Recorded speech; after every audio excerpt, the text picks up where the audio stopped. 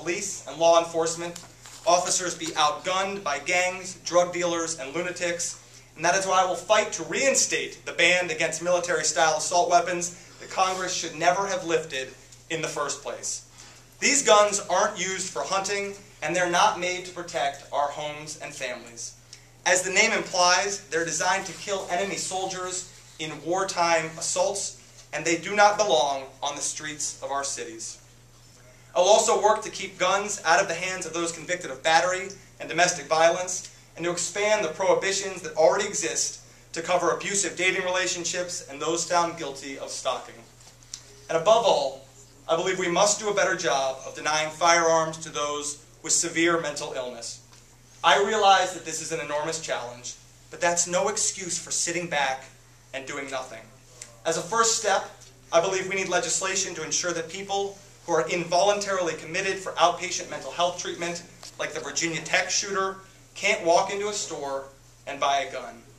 And there are a host of other gun safety measures that I believe Congress should be considering as well, such as safe storage requirements for guns that are kept in homes, micro-stamping of ammunition so police can more easily trace bullets back to the specific gun that fired them, and a resumption of federally funded research into how we can make gun use safer, along with a repeal on the ridiculous gag order Congress passed in 2003, which bars the government from publishing the results of gun safety research.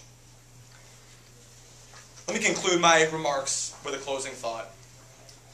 Political pundits often say that guns are the third rail of American politics, and that touching it is the quickest way to sink a candidacy.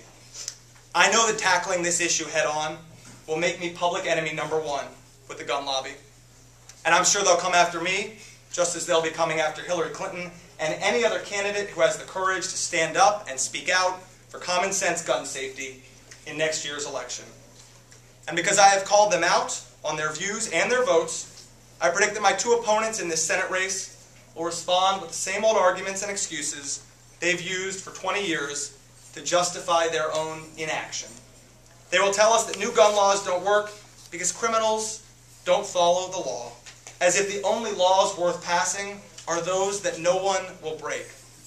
In my view, it makes no more sense to oppose background checks on the grounds that some people will violate the law and acquire guns illegally than it does to oppose laws against murder, rape, and robbery because some people will violate those laws and commit those crimes. I suspect we will also hear that background checks or any of the other common sense reforms that I've proposed today would not have prevented Newtown or the movie theater bloodbath in Aurora or stopped all of the other murder and mayhem that scar this country on a daily basis. And it is obviously true that no law or series of laws can stop every crime.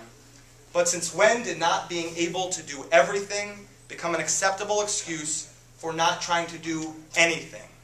That we cannot build a society in which there are no victims does not mean that we should stop trying to build a society in which there are fewer victims. And if comprehensive background checks with no gun show or other loopholes prevents even one mass shooting, I believe it will be more than worth the effort.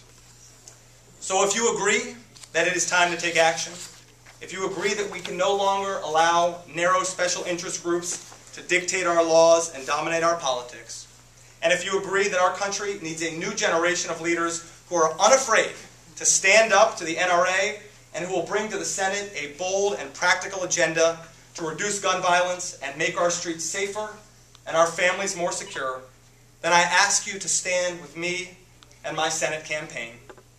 And when we are told that the task is too hard or the road is too rough, when cynics say that the status quo is too entrenched and that the reforms we seek can never be achieved, let us stiffen our spine, redouble our resolve, and take heart from the words of the poet Tennyson.